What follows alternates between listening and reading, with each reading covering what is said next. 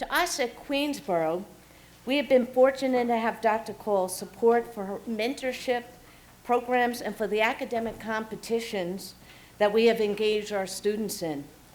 You will hear more about one of those competitions today, the Garfinkel Essay Writing Contest, which is sponsored by the Historical Society of the New York Court Systems.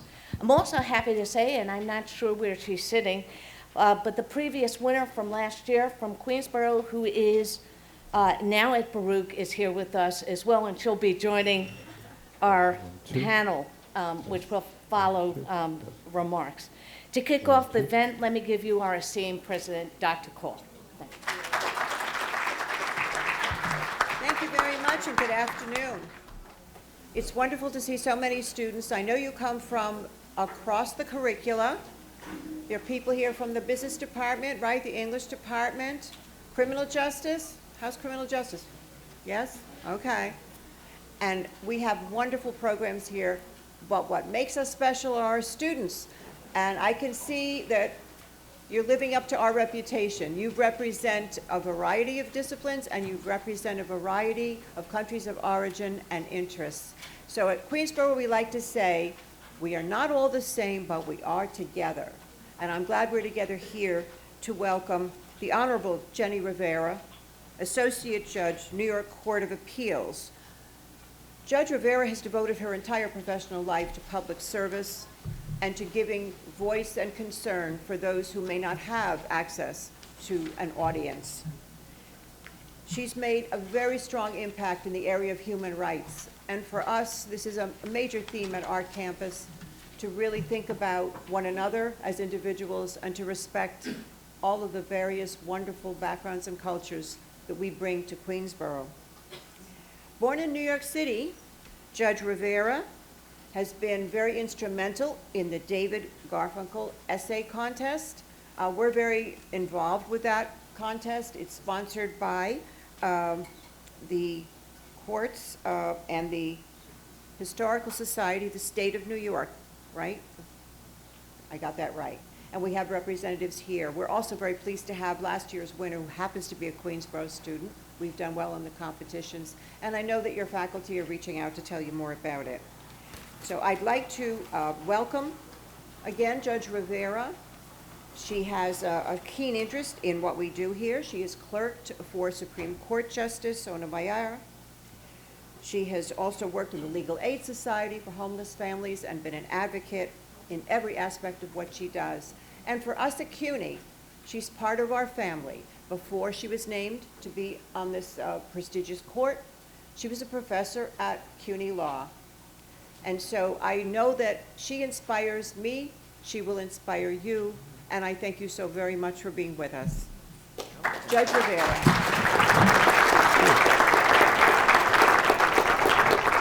Thank you for that very nice introduction, and I'm very pleased to be here this afternoon. It's a really nice turnout, so you've made me feel very welcome seeing you all, and I'm really happy to be here. I did this last year, and I told the organizers and Marilyn and the members of the faculty administration that I was looking forward to doing it again, and they took me up on that offer, and I'm glad that they did, because it really is so very nice to be here. You heard a little bit about my background, so I have been asked to tell you a little bit more about my background and to talk a little bit about the Garfinkel contest. And also, I know there's a panel afterwards.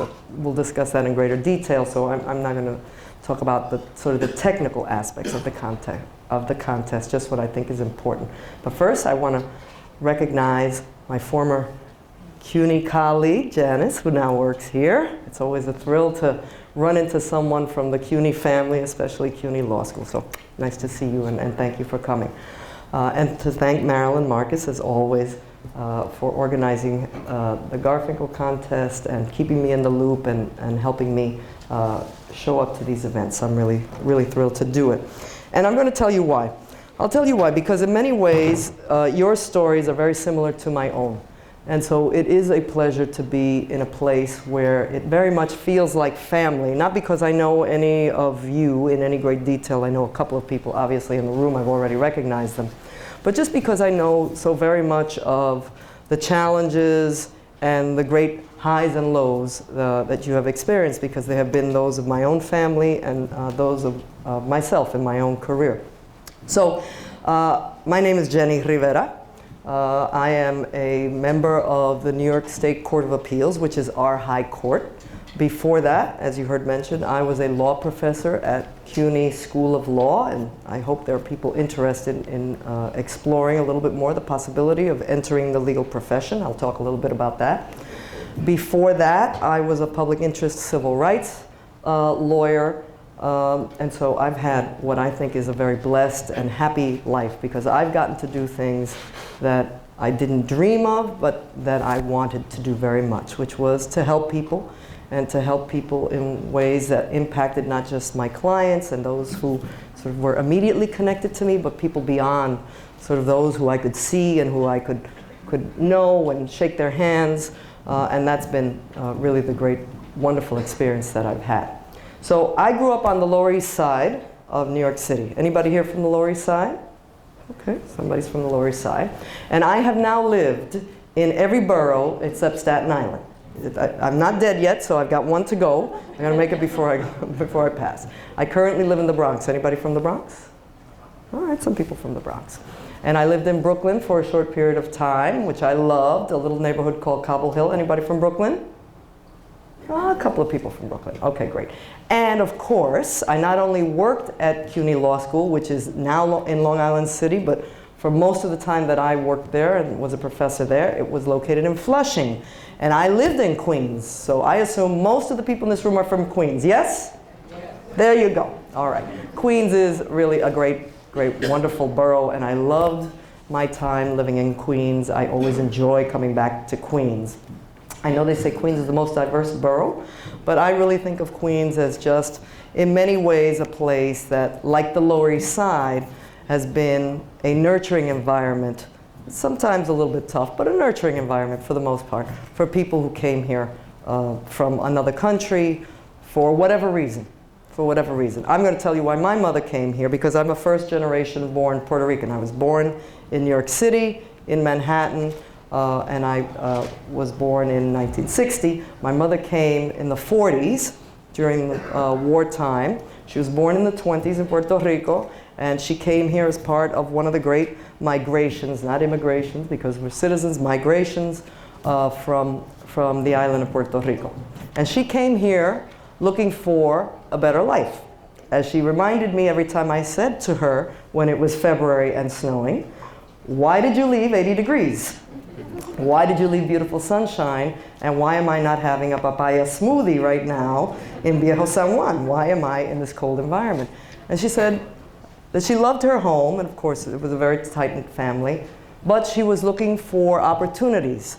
At the time, there wasn't really economic development. There was the beginning of economic development, and she wanted to do more. At that time, she was a person who worked in a theater where she basically carried a flashlight to help people get to their seats. And she had very fond memories of doing that, but she didn't want to do that forever. And so she came here looking for something else to do. She came, there was at the time already a large Puerto Rican community, but I have to say, and I think it's one of the really interesting stories that has not been really explored and told, she came by herself. And you know, it's one thing to, in 2015, a woman to come by herself in her 20s to a new place and start a new life, that's scary enough.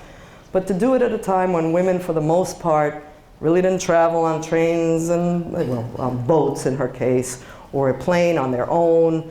She ended up owning a small candy store for a period of time. Women didn't do those things. Those were new, those were unheard of. She knew a little bit of English when she came. She learned more when she got here. Spanish was her first language. We spoke Spanish at home. So that, I've always thought, I don't know that I would have done that. That that's a scary thing to do. To pick it all up, leave everything you know behind, and just go. Go and try and find a home, try and make new friends as an adult, you know, not the friends you grew up with, not your relatives, because no relatives came with her.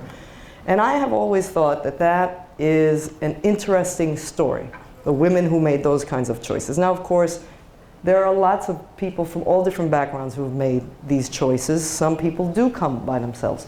Some people come as the husband and wife, or as couples, or as relatives, or someone comes first and then they bring other people with them, right? They sort of make their stake, try and make money, and try and make a better life for everyone and bring other people.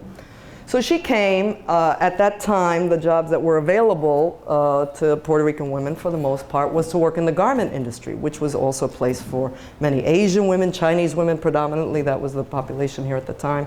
So it was a place where you worked long hours. It was a sweatshop. She worked in a glove factory and a hat factory. We have lots of gloves that I've kept. My mother's now passed away, but I have lots of gloves. I have fond memories of the gloves, many different kinds of gloves. All kinds of fabric at home that she would sometimes bring. But she worked very long hours, and she had only had a 5th grade education in Puerto Rico, which I'm not quite sure at that time what that would have been comparable to, which I think is also a spectacular story to be told, right? The populations that came that didn't have the access to education, didn't have those kinds of opportunities, and yet came and said they would struggle through and make their way and make a life for themselves. So she worked in those factories, and she had children, myself, my brother, my sister. My sister has passed away. And so she created a life for herself in New York City. And I have to say that I often asked, so now that you're kind of here and you're no longer working, why don't you want to be in 80-degree weather? Why do you want to keep being here? But she felt she had made her life here. And that the island had so much changed, and it has changed, so very much from what she left in 1944. When we went back, when her mother was very ill, my maternal grandmother, went back, and it was one of those things about sort of the roads that had been built, you know, the number of cars that were then around, too many cars if you ask me. And just it was a different place to her. Not completely foreign, that would not be fair, but something that was very different to her. And she felt she had made her life here. She was fully bilingual by then, and felt very comfortable in her neighborhoods. As you can imagine, when you come with not much, you don't necessarily have lots of resources to find, you know, I want to buy a house, I want the best place to live. So there was one person from the Lower East Side. We lived in the tenements on the Lower East Side. We lived in the tenements on the Lower East Side more or less until my last year of high school, when we then moved to the Baruch houses, which are projects on the Lower East Side, right? The housing authorities apartments.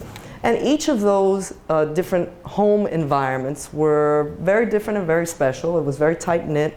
Although I had other siblings, I didn't know my sister. She was much older than I and had already left the home.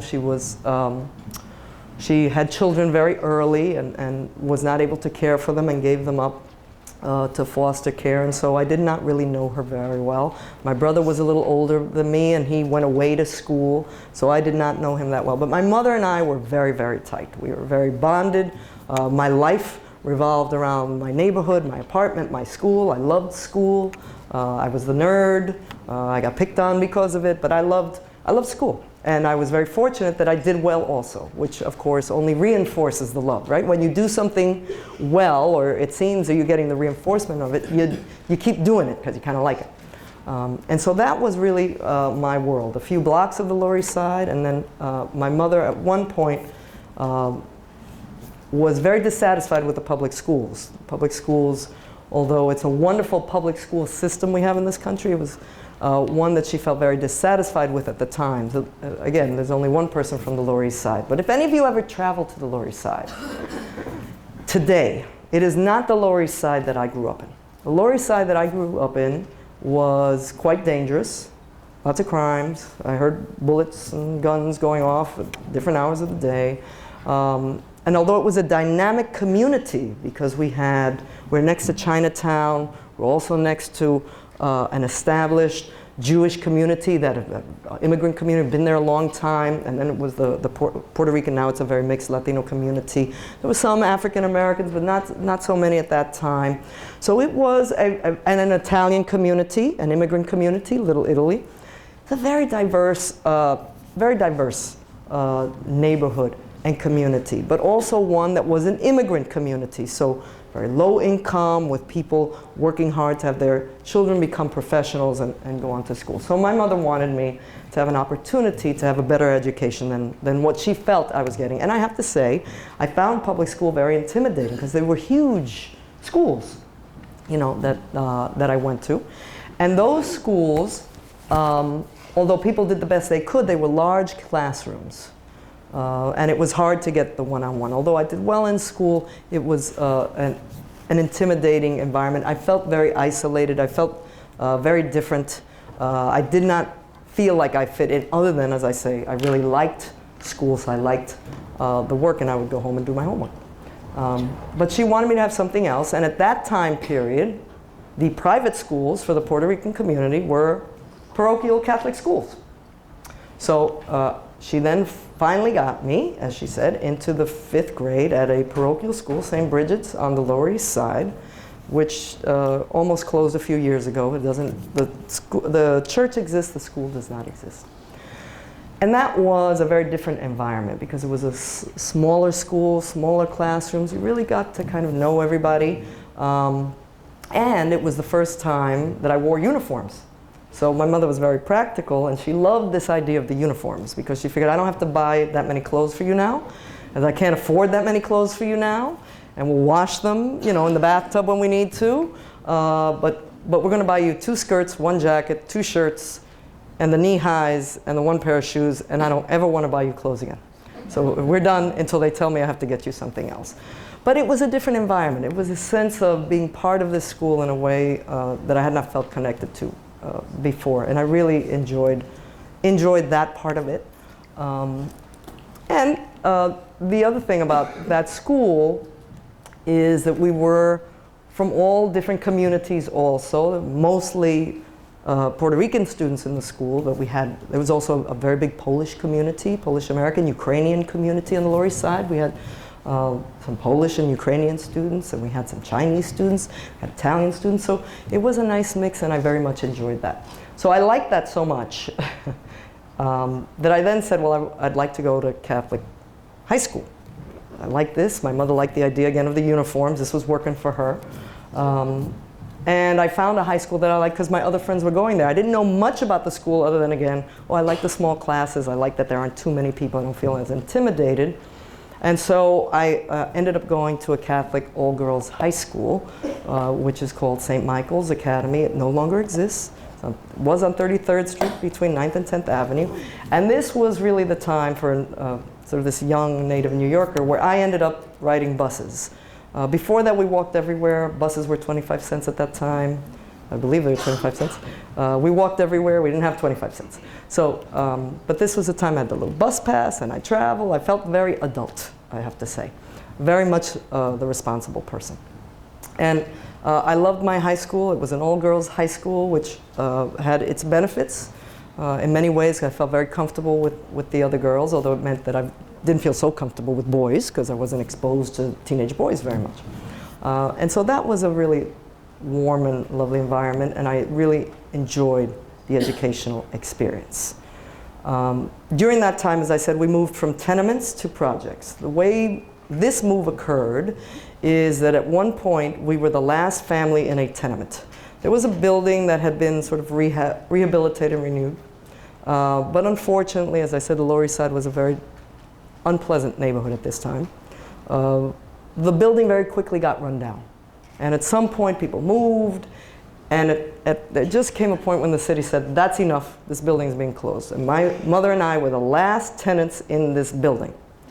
So, I will tell you this story, because it's an interesting story. The reason we ended up staying in this building, because my mother was very cautious about where she wanted to move. Again, New York City and Manhattan, they were difficult places to live. She didn't want to leave Manhattan because it was the borough she knew. She wanted to be in a place that she was comfortable and knew. So she didn't want to look in outer boroughs. She didn't want to go to a place she didn't know.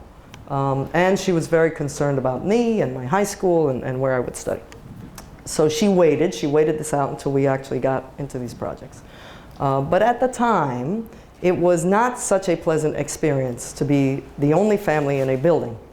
But the reason we did this is because she had become very close friends with a neighbor who happened to be the mother of the leader of a gang. At the time, there were a lot of gangs on the Lower East Side.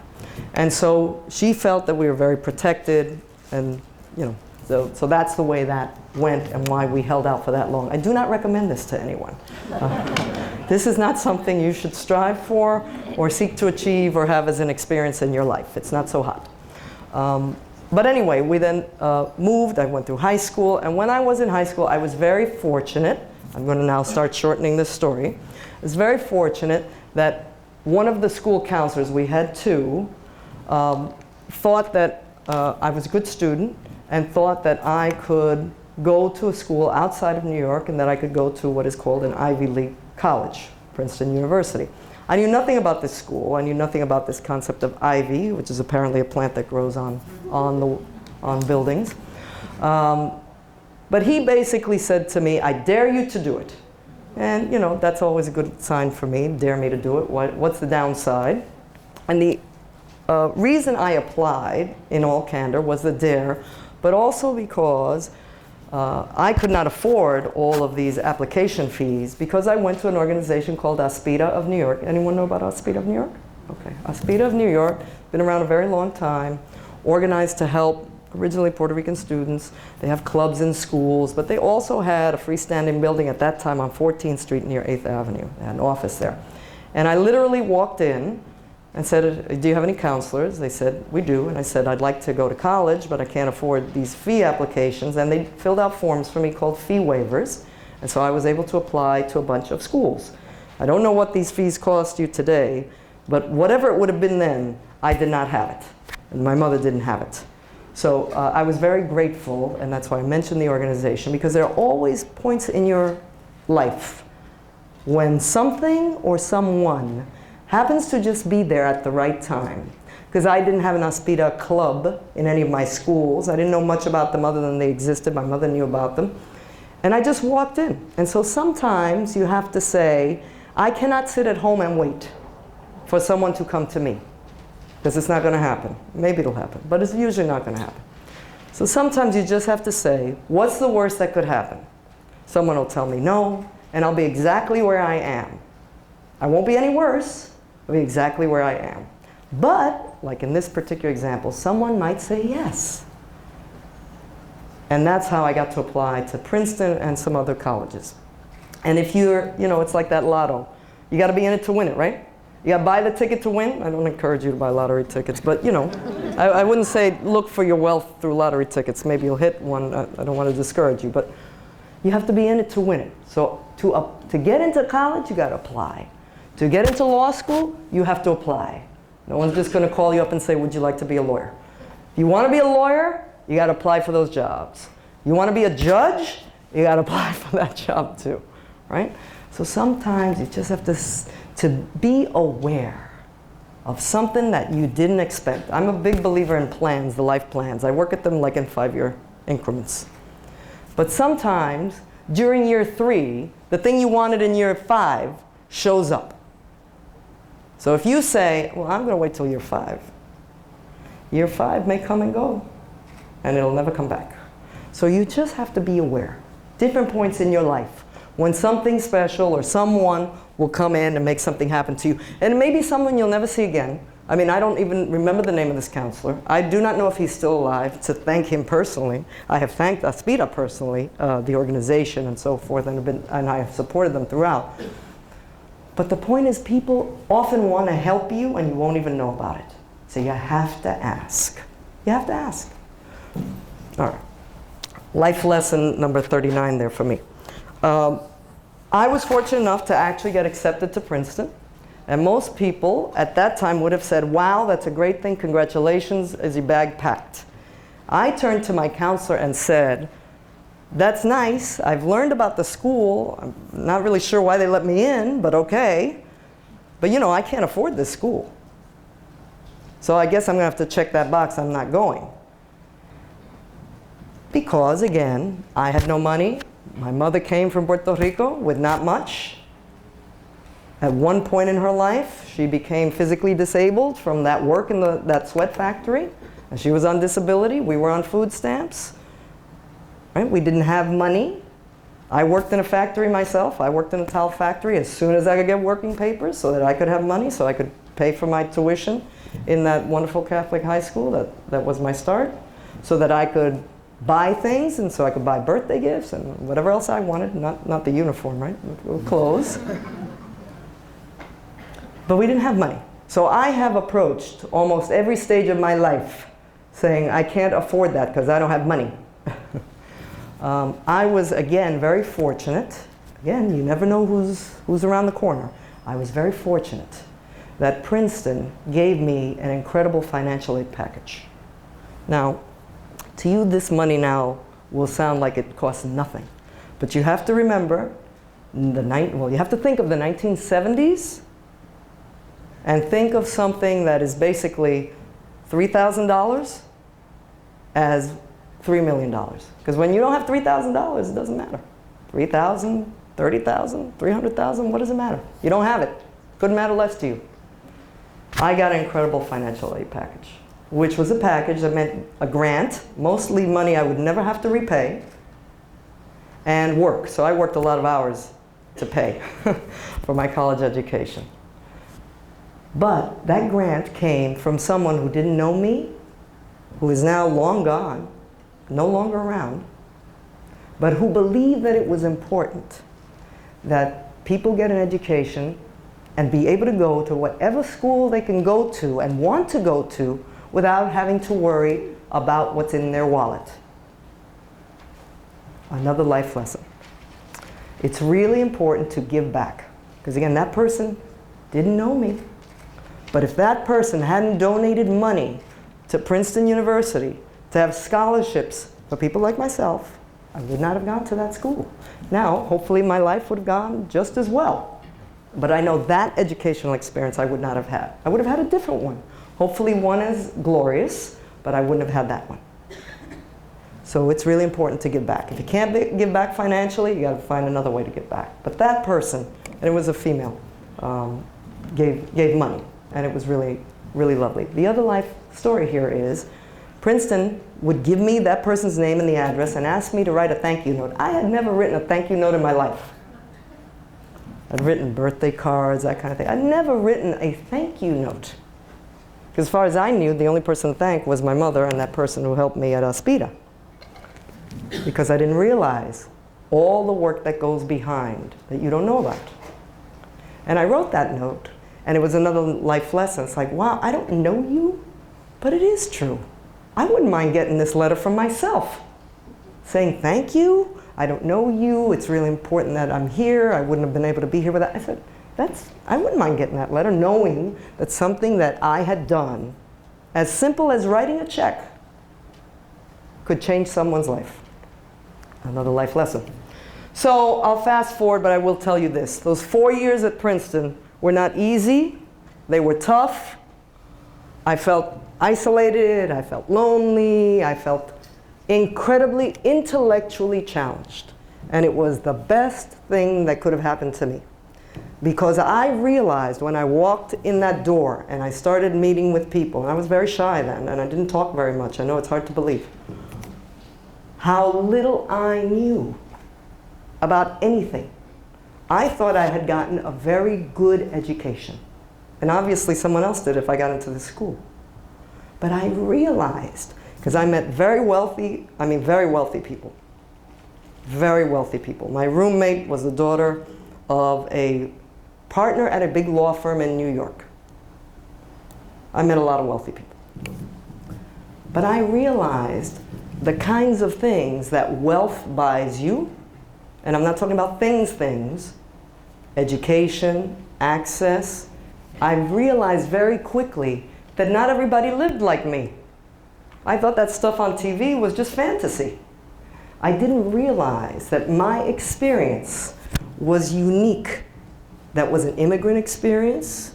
It was an experience based on not having a lot of money. It was an experience based on being a native New Yorker. I love New York City. There's nothing like this city. And being in a dynamic environment where I met so many different kinds of people, that helped me at Princeton. But I quickly realized that I had so much catching up to do.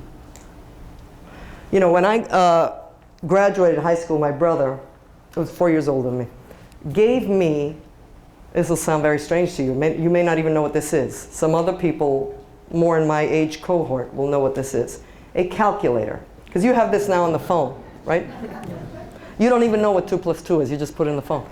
A calculator, a Texas Instrument calculator, little thing, I still have it. Battery operated. He gave me that because I was going to take calculus. I had taken like this pre-calculus in high school. I was going to take calculus. I loved math. I thought that was my strength. Little did I know.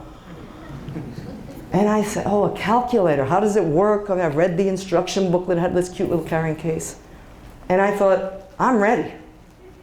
Let's go. Bought a new pair of jeans, the whole bit. Got my calculator. Well, I quickly learned how far behind I was from others. Now, I could have been very angry, I could have been very depressed, and I could have left. I didn't do any, well, I didn't leave. I was a little bit distraught.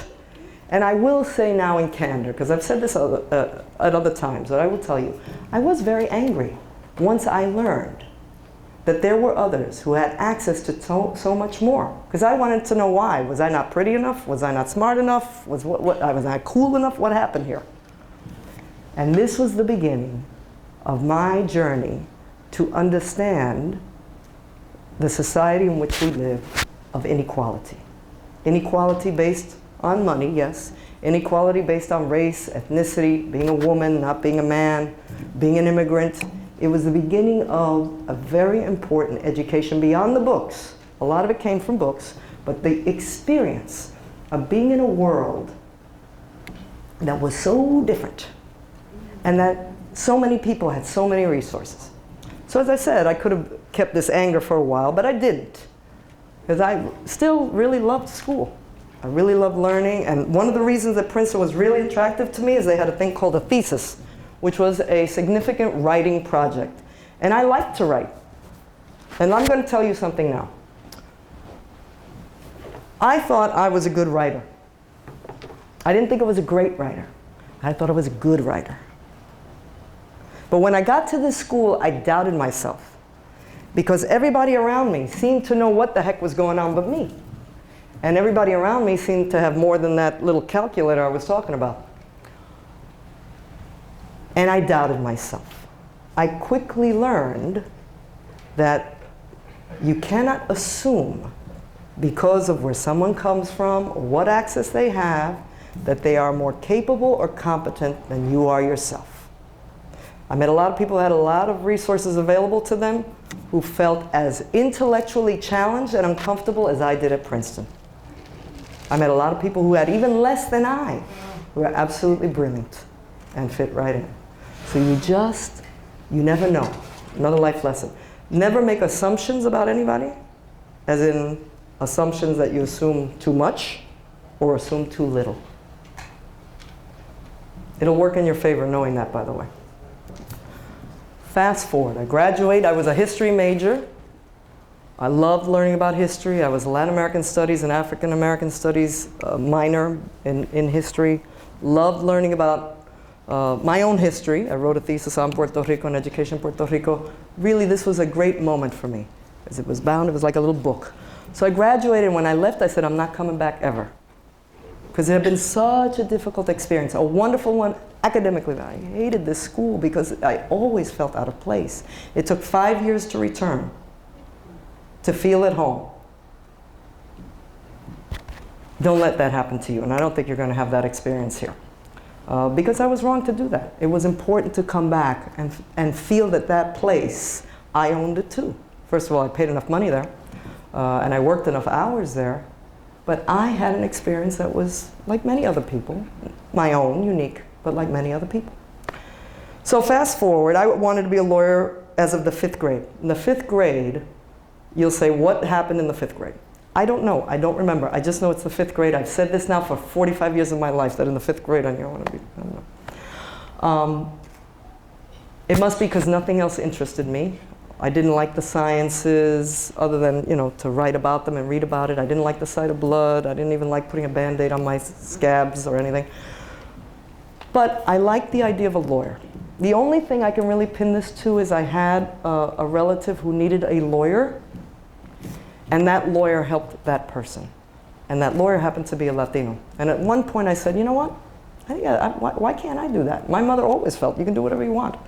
Why can't I do that? Now, there weren't a lot of women who were lawyers. There certainly weren't a lot of Puerto Ricans who were lawyers at that time. But for some reason, this looked like it interested me.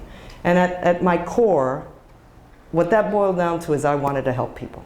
The way I saw that person help the family member who really needed assistance. I wanted to help people. And then over time I realized, you know, the world is a very messed up place. It really is. I want to make it better. I really want it to be better. I hope you all still feel that way and came in feeling that way, and don't ever let that little flame go out. I wanted to make the world a better place. So I wanted to do that by being a lawyer. I went to law school. I went to NYU School of Law because I wanted to come home. It was very hard leaving. Princeton is in New Jersey, which at the time felt like it was California. You know, this is a million miles away. Yeah, a million miles away. I didn't often have the money to get on the bus to come home, you know, the whole bit. But it was so different. It was completely different. And it was hard to leave. I told you my mother and I were very, very close. It was hard to leave her alone, because that was the choice. So I say to you, because I know that those choices can be hard, that you have to search in yourself and decide, is it good for me to leave and be exposed? Can I find a way to make that happen? And if that's true, you should do that. It's often good to get out of your comfort zone, that place that's familiar.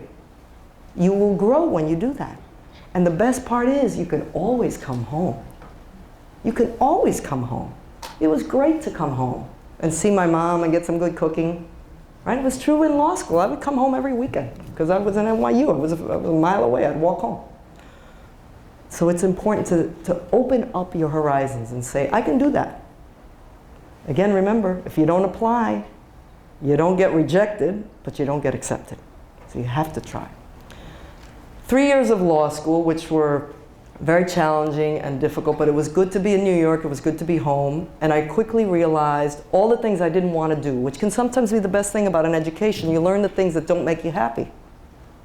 And I found the one thing I wanted to do. I wanted to be a civil rights lawyer. I wanted to work on cases that ensured that people like my mother and I weren't kept out of neighborhoods, weren't kept out of schools, could work anywhere we wanted to work. And I became very interested in women's rights, and this was what carried me through. One of my first jobs as a lawyer was for the Legal Aid Society's Homeless Family Rights Project. I was so sad because every family was black or Latino. There was no in between here. Every family. Every family. Who were my clients, who were the clients, and it was so disturbing to me. I said, what is that about? How can that be? Wealthiest country in the world, wealthiest city in the world, how is that? So that experience, again, was really important to me, to give back and to do that work, and I learned a lot in that job, but it was a hard job. It's hard to do these kinds of jobs. I learned also very quickly in that of a thing called burnout, which is working 16 hours a day, every day, because you believe you want to make it better, and you think if I just keep working this, it'll happen. But you have to take care of yourself. Physically, emotionally, mentally, you have to take breaks. Otherwise, you are no good to anybody, including yourself, because you will be tired, really tired. So I did that job for a year, and I loved that job, but then my dream job came along.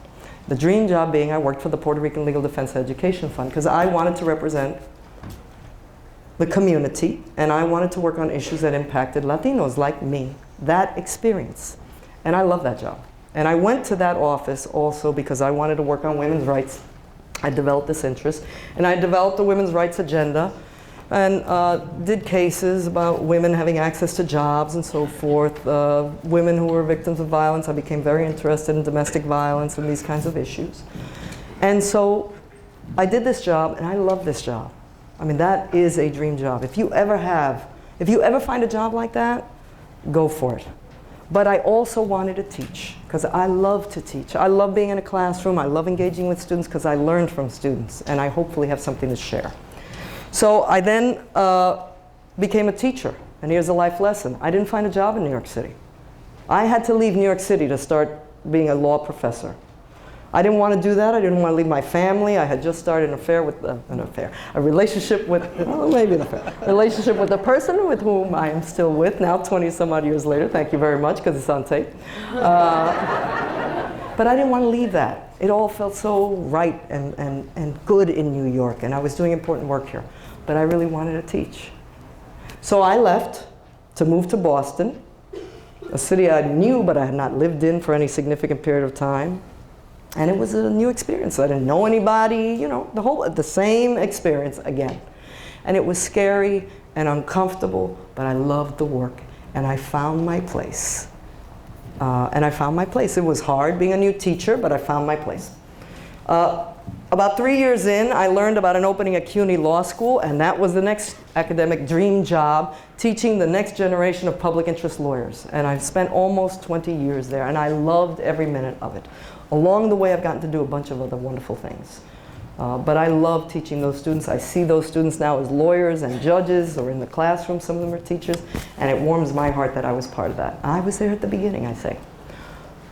But a few years ago, I had decided that I wanted to work on the diversity of the bench, because our profession, there are very few people of color in the legal profession. There are more now, and there are more in New York City. There were very few on the bench at the time. And I really thought that that's not a good thing for us as a society. We need to represent who we are in all places of governance, including the judiciary. And so I started focusing on this. And as that went on, an opening came up on our high court. The first, and at that time the only Latina on the court, Carmen Beauchamp-Saparic, had to retire. She'd been on the court for almost 20 years. The only Latina in 20 years, I don't know. They couldn't find anyone else. I don't know what happened there. There are 7 members of the court, 1 of 7, 1 of 2 women. She had to retire. So I thought about it, and I said, well, again, you gotta be in it to win it. So I applied, and I went through the process, and I eventually got appointed. It's a process. You come out of a commission. They come out with a list. It's a very rigorous process, lots of interviews. And then the governor chooses from the list, and the governor, who I had worked for a period of time when he was the Attorney General, Governor Andrew Cuomo, selected me as his appointee. And it was a very different job, because I don't have what we call First Amendment rights. I can't tell you my opinions about anything, because you just never know what case will come to us.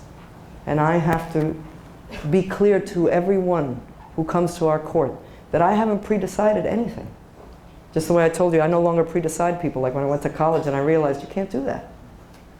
I don't make any decisions about anybody's case before I read anything, before I hear the argument, before I read the law. I don't prejudge. And people need to know that. That's the trust between the judiciary and every one of you. To know that we haven't decided your case before you walk in the door. That we are, as we say, unbiased. We may have human biases. We've not decided your case. We do not choose your case based on what we like and don't like, what we wish or don't wish. That's not what we do. So that's really important. So let me quickly get to this, and then I'm going to stop so we can take some Q&A. So the Garfinkel Essay Scholarship is this wonderful opportunity for students to, first of all, have a writing experience. Like I said at Princeton, that opportunity to write something that was my own, my ideas, this is your opportunity to do that about this topic. A topic that's really important. Remember, I'm a civil rights lawyer, former civil rights lawyer. Right now, we are at this moment, and we've been at this moment for a couple of years now, but we are really, truly at a moment where we may see true equality, regardless of sexual orientation, regardless of who you love, who you choose to love, and who loves you back. We are at this moment. Right? The same-sex marriage case is going to go up to the Supreme Court. New York City, we're in a little bit of a bubble, right? We all sort of have a certain comfort level. But across the world, this is not true. People get killed for having to love someone of their own sex. That's the way it goes. So you have an opportunity now to write something that's your own, share your own ideas about this great topic. And I'll tell you what's great for me, and I hope it's great for you. I get to meet the winners in person, because you get to come to the Court of Appeals. And I get to announce you in front of a large audience and the court. And I usually try and read a little bit of your essay. And then You come and you have lunch at the court. Your family can come. Your academic advisors can come. The judges come and meet you and talk to you. And then, remember I say I count every penny. You get money. So a couple of great things. You get money, which is not a small thing. But it's yours. Nobody can take it from you. You've done it. And it goes on your resume eventually. And people look at that and say, you know, that person didn't have to do that. They did that, and they did it on their own. Let me see how they're writing, and it'll teach you, again, that beginning of the writing. This is important for those of you who want to be lawyers and or judges. You have to be able to communicate, not only verbally, but in writing. This is what we do. We do a lot of writing. And it's really important. I know you like the text, right? The little thumbs with the 2 words, the 2 letters. I don't know what they mean, the happy face. No, don't send me a happy face ever. But you have to be able to communicate what we call prose, something lengthy, extensive. You know, people ask me how long did it take you to write an opinion. I says it depends. But I will tell you that there have been times when I've sat in front of my computer and taken 2 hours to write 1 paragraph. Because it has to be just right. It has to be clear. And that's what you're going to get the opportunity to do on a moment in history on this topic, and in your words with your ideas, not someone else's, your ideas. Where else do you get to do that and get paid for it, no less? And I get to say, it's great, and to recognize you. And even if you don't win, it doesn't matter, because it's still yours, and no one can take it from you. It's like this degree you're going to get from the school. You're the only one taking the exams. Nobody else is taking them for you. You own this. Whatever you do, whatever you choose, this is yours. No one, no friend, no foe, no one can take this from you. You have accomplished this, and you will accomplish this, just like this. So I'm going to stop now and try to answer questions. It's really been my pleasure. I hope some of my experience has resonated in a way, and there's something that you can take from it that's helpful to all of you. Stand up. So I think that there are mics on either side. And so if anybody wants to stand up, or we got a question right here. You want to do this? Oh, wow, okay. Yeah, it's a great little mic. My name is Eleanor, and right now I'm a mathematics adjunct at LaGuardia Community College. I'm also an NYU alum, so hi. Math major. Interestingly enough, just last night I had a conversation with one of the students at LaGuardia, not my student, but we were both getting ready to leave the building, started chatting. One of the things that we as math instructors have, one of the problems that we encounter all the time with our students when we teach remedial math is, who needs math? We don't need math. And so this person that I was speaking to last night, she was a paralegal. She was going for her paralegal degree. And she had that same feeling that lawyers don't need math. You don't need math and legal. I disagree with that, because you need to be able to think things through. You need to be able to deduce, and you need to be able to evaluate the evidence and so on. That piece is missing somewhere along the line. Now, she told me, you just have to be able to write. Yes, you have to be able to write, you have to be able to speak, but you also have to be able to analyze, and that part they're missing. No, we don't need to do that, the computers do that. So your question for me is, the question being? 2-part. How did this come to be? How did this perception come to be? And is the legal community in agreement with that or not? So that's a good one. Okay. So yes, I think that there are many former math majors fell from grace and are lawyers. I think that there are some of those, when it's possible, you know. And I loved math. That was like my best course. I loved it. I embraced it because it was numbers, and I kind of got the whole thing. But it was very challenging. So I think of math this way. And you are not incorrect, which is a legal way of not wanting to say you're correct. But you're not incorrect to this extent when she's saying to the paralegal, no, no, no, put aside the numbers, it's a way of thinking that is true. It is a way of thinking. It's very methodical. It has rules. The rules, if you follow them, they get you somewhere. It is very much like the study of law. Methodical, almost tedious. There are rules. You're trying to identify the rules. You want to make sure they're the rules for that problem. and then you apply them, right? You apply the rules. So yes, and you're correct to that way that the thinking there is much to be learned from the study of math. So I wouldn't discourage someone who wants to go to law school to learn math or to be focused on math or perhaps to be a math major. I will also say this, I think of math as music. Yeah. Music, as you know, you're the math teacher, there's much attachment to math, yeah. Right? And so if you are a lover of music, math, I've always thought, would come very naturally to you and vice versa. And there really are some languages, I think, that work in a very musical, mathematical way. English is not one of them. No. English has no rules in many ways. It's very disjointed, but languages sometimes work this way. I mean, the lyricism of Spanish is very musical to me. And so it has a math kind of aspect to it. Languages that are based on tones, right? Sort of the tonality of it, again, musical, and I think there's a math way of thinking about it. So yes, I think math is a wonderful place. But you are also correct that when you're responding to the paralegal, that math disconnected from the wonder of being able to write sentences and paragraphs, not connecting numbers and formulas, I think is not as interesting. Yes. I think that opportunity to communicate, engage, and still write beautiful prose, and mathematicians can be beautiful writers. What problems? Yes, what problems? The word problems are always there. So yes, I agree with you there. Any other, or something else someone ask? Yes, sir. Here. Hi, my name is Ricky. I am a criminal justice major here at QCC, and I do plan to go to law school in the future. My question is, well, you spoke a little bit about your decision to enter the field of civil law.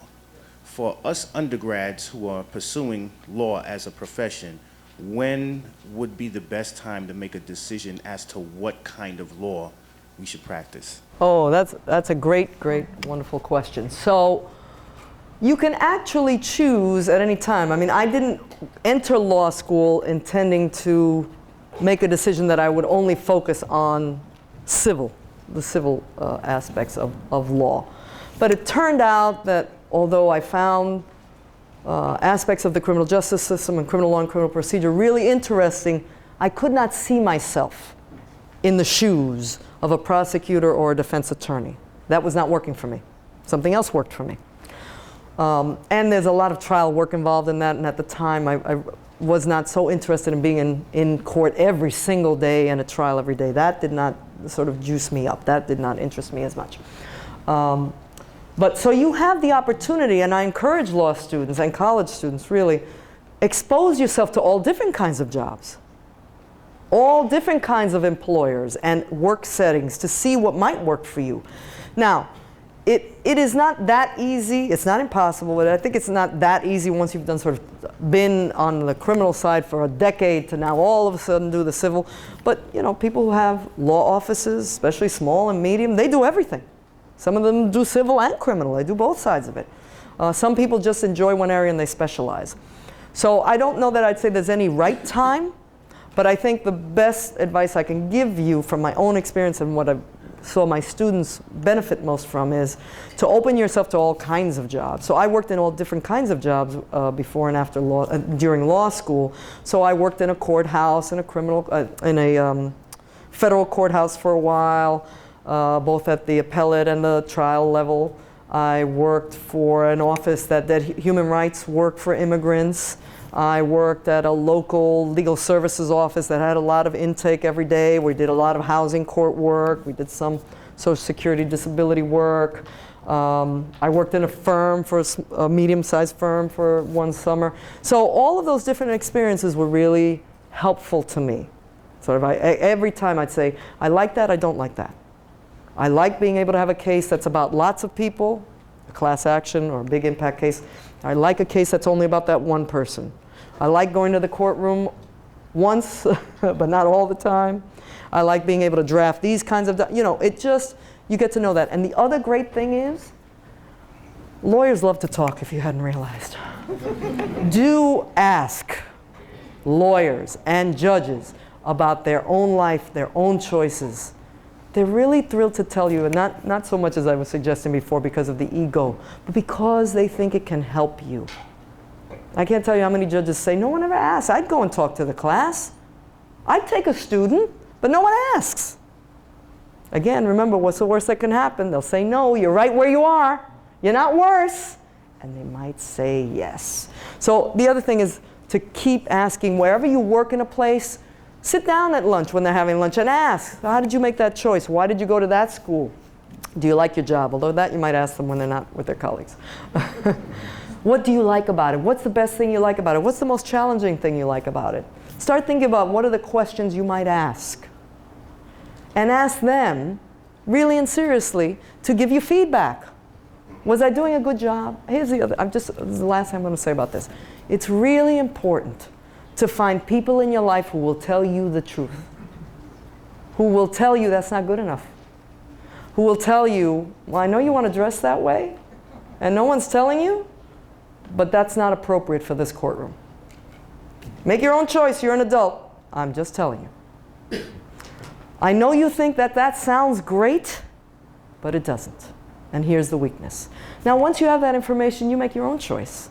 But it's really important to find those people that you can say, tell me the truth. Don't tell me what you think I want. Tell me what you really think. Is this good? Is it bad? Did that come off well? One of the best things you can do for yourself, if you have the opportunity, is to have yourself taped. Hello, like they're taping me. And then go back and look at it. You will be depressed. But have others look at it and tell you, I can't hear you. Why are you moving your hands so much? Why weren't you looking at people straight in the eye? You spoke too fast. You're mumbling. I didn't understand that. You said what? I didn't understand that. You think you're brilliant. I've communicated. Everybody got what I've said. Everybody knows this. But you'd be surprised. So, by the way, have a little compassion for your teachers. It's a very tough job trying to help you find your way. Because that's all we're doing. That's all teachers are doing, helping you find your way. We have some knowledge, but they're helping you find your way. Okay. I think I have time for one more question. I unfortunately have to run out. Yeah. Here you go. Thank you. Good afternoon, Your Honor. My name is Kyle Chin Hao. I am a second-year liberal arts and sciences major here at Queensborough. I just have a question in regards to the transition that you made initially after you stood at the crossroads of high school. I know in part, just being a Latina and immersing yourself into Princeton and what I would assume would be a predominantly affluent community of students. How did you find yourself adjusting? Okay, thank you for that. And it is true, there were a lot of, as I say, wealthy and more comfortable, let's put it that way, people. I think, the schools have tried to bring in people of all different backgrounds, and so you always find someone who has some similarity with you. And people, by the way, I think being around people who are very different from you is a great thing. So don't take away that I was suggesting that's not a good thing. I think that's a great thing. You really learn. And it's really important that they learn from you. You have so much to offer. Don't think you do not. You have a lot to offer. It's really important that you be in those spaces. Do not keep yourself out. So how did I deal with that transition? I got into jogging to deal with the stress. The physical movement is really important, I think. I was saying you take care of yourself physically, emotionally. I had a group of friends who, loved me for who I was, and that was really important to have that network. And I had, as I said, that very strong bond with my mother who, whatever. So that first grade, that was not the one that I was used to having, she didn't judge. And that was a good thing. Because you don't, the person who's closest to you, loves you the most, who's dear to you, you want them to support you and find a way for you to feel at home and to make it work. So those were the things. The other thing is, I really couldn't come home that often, but I would call, and it was important to hear that voice on the phone. And I said to myself, okay, what do I need to do to survive here? What do I need to do? Because I got to be able to not only survive, but I want to do well. The whole point is not to flunk out of this school. I want to be a lawyer. And so I would find classes that I really loved, that I thought challenged me, and that's why I became a history major. I didn't initially think that would work for me. But after taking one class, I loved the class because I learned how little history I knew. And so it was like opening that great book, right? And you learn something new, or whatever you guys are reading these days, the iPads, I don't know, Amazon, whatever the heck. But a real book, without going to the last page and saying, what was the answer to that? You know? So that was really important to me. And thank you for this, because it's given me the opportunity to say this one thing, hold on, that I didn't get to say before. And I say it because I think it's not said enough, and it's really, really, I think it's important. You will make your own choices as adults. If there are people in your life or around you who are negative, who do not support you, you got to let them go. You have to walk away. You must walk away. They are not with you every step of this journey. It is your journey. It is no one else's journey. This is your life. Welcome to it. If there are people negative around you, you got to let them go. They don't need to be there. If you say, you know, I got an exam tomorrow, I have to be up, and they say, nah, come to, you don't need to do that. You know what you need. And if they don't understand that, and understand that after the exam you can go out, they need to go. You need to do what is best for you. You know, I don't know you, but I'm going to make this assumption, that most of you are here and you're working very hard every day to be here. And you're making a choice every morning to come back to be here. That's your choice. No one can take that from you. So if other people are just negative and they want to tell you to come and do something else, or they call you a nerd like I got called, or whatever else, they bully you, you have to let them go. And you will find that for everyone you let go, there's another one who's better for you. There's another person who will understand and will support you. They may be here, they may be faculty, they may be other students, they may be people you've not yet met. They may be counselors who work in your neighborhoods. But there will be people there for you. You are not losing something when you let go of, I call them this, with love, I call them this, toxic people. Because they do not help you. And I say this without knowing you, because it's important that I say this to you. But I say this because for those of you who want to spend your life in public service, we need you. And we can't afford you getting derailed by someone who's toxic. Someone destroying or undermining your dream, because they're toxic. Now you want to help them, or their family, I understand that. It's not easy to make these choices. You should help. You should not turn away from people. But there is a point when someone is just, you have to let them go. They're negative. They're not there to support you. You can be there to support them without losing your stride. So with that, I leave you. Have a wonderful day, and it's really been a pleasure. Thank you so much. Oh, it's unnecessary, but thank you. Your Should Honor, I open it? It has been. I'm going to open it. Let me see what it is. I hope there's something in the box. She hopes there's something in the box, she says. It might be, well, if you knew, you And might have got me the guess what? calculator. I There's still also a have thank it. you note. Oh, that's And great. I didn't know you were going to say that, but on behalf of Queensborough.